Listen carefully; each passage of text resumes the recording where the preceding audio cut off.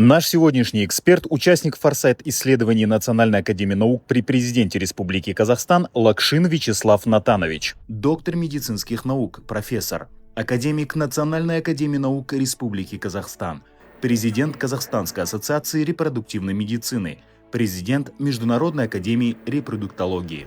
В 2024 году я впервые участвовал в форсайт-исследовании, которое организовала Национальная академия наук Республики Казахстан при президенте. Я считаю, что это очень важное событие, поскольку ученые могли высказаться о своем взгляде на будущее развития науки в Казахстане, каждый в своей отрасли. И тогда действительно я говорил о наиболее важных направлениях, которые могут изменить качество оказания медицинской помощи, ее эффективность.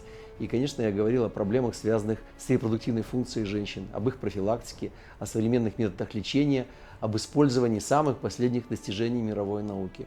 Тогда мы говорили об искусственном интеллекте, об углубленных генетических исследованиях, о необходимости создания генетического банка в Казахстане и даже института генетики. В ходе проведенного форсайт-исследования мы обратили внимание на значимые инновации, которые в целом сегодня есть в медицине и оказывают влияние на диагностику, лечение и профилактику. Это, несомненно, искусственный интеллект, это генная терапия и редактирование генома, технологии CRISPR, это персонализированная медицина, вопросы, связанные с технологией телемедицины, это возможности изучения и поддержка ментального здоровья, это тоже очень важно. И, конечно, развитие нанотехнологий. И когда мы говорим о персонализированной медицине, мы имеем в виду вопрос, связанный с геномикой, протеономикой, метаболомикой. Да, это сегодня индивидуализация диагностики и лечения.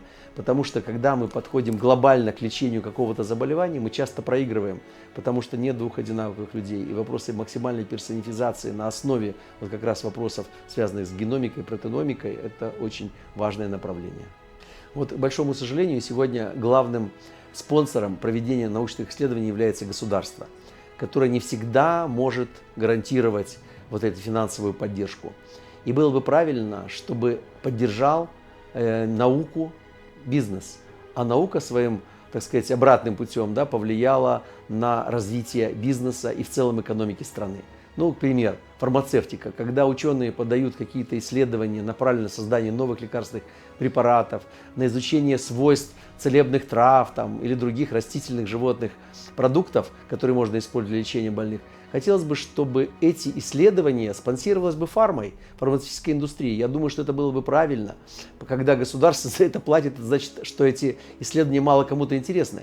А все-таки интерес фармы мог бы хорошо способствовать развитию нашей фармацевтической отрасли и созданию отечественных препаратов. Но если говорить о нефтяной индустрии, о сельском хозяйстве, я думаю, здесь бизнес должен сыграть свое главное слово, потому что любая инвестиция в науку дает в несколько раз больше удачи, успехов и прибыли, да, бизнесу, который будет использовать научные достижения, либо не будет использовать. И тогда, конечно, эти исследования не будут использованы и не будут поддержаны. Я хочу сказать, что между прикладной наукой и фундаментальной должен быть прочный мост, потому что сегодня ни одно практическое применение без хорошей фундаментальной проработки невозможно. Но, вот, к примеру, если посмотреть Нобелевские премии, выданные, так сказать, врученные с 2010 года за 15 лет, в медицине и физиологии там нет ни одного врача. Потому что все исследования в этой области были сделаны химиками, математиками, физиками, генетиками. Именно эти исследования дали мощный толчок для развития реальной медицины. И поэтому сегодня мы к этому обращаем особое внимание, а в медицине даже проводим специальное заседание отделения наука жизни и здоровья совместно с Министерством здравоохранения, где будем углублять вот это взаимосотрудничество, коллаборацию между фундаментальной и прикладной наукой. Объединим лечебные учреждения с ведущими научными центрами страны. И тогда, конечно, наши исследования больше будут востребованы и будут иметь хорошую фундаментальную основу для будущего. Вот результаты форсайта 2024 были доложены на совещаниях, и на основании этих результатов мы обратились к научному сообществу с тем, чтобы они приняли участие в конкурсах по проблему целевого финансирования, грантовому финансированию, именно исходя из требований, которые поставили форсайт-исследования, а на самом деле это требования нашей жизни, нашей науки современной и общества. Потому что заявлять исследования на гранты и ПЦФ, которые интересны просто ученому, я думаю, не совсем этично, особенно в условиях бюджетного дефицита. И поэтому отозваться на тематику, которую вы установили в Foresight исследований, которые нужны сегодня практическому здравоохранению, практической экономике, практическому сельскому хозяйству. Я думаю, это наиболее важно. Мы тогда действительно сможем реально повлиять в целом на экономику и на жизнь общества. Национальная академия наук при президенте, созданная совсем недавно, действительно сегодня очень много делала и делает, и будет делать. Во-первых, это идея Foresight исследований, определение приоритетов. Это поддержка науки в регионах, региональной науки, что очень важно.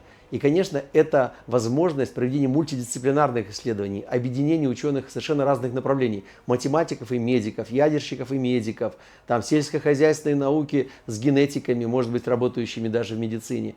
Поэтому сегодня роль науки растет, и роль Национальной академии, как высшей научной организации в стране, существенно тоже растет. Ученым нужна поддержка общества, и я думаю, все будет хорошо.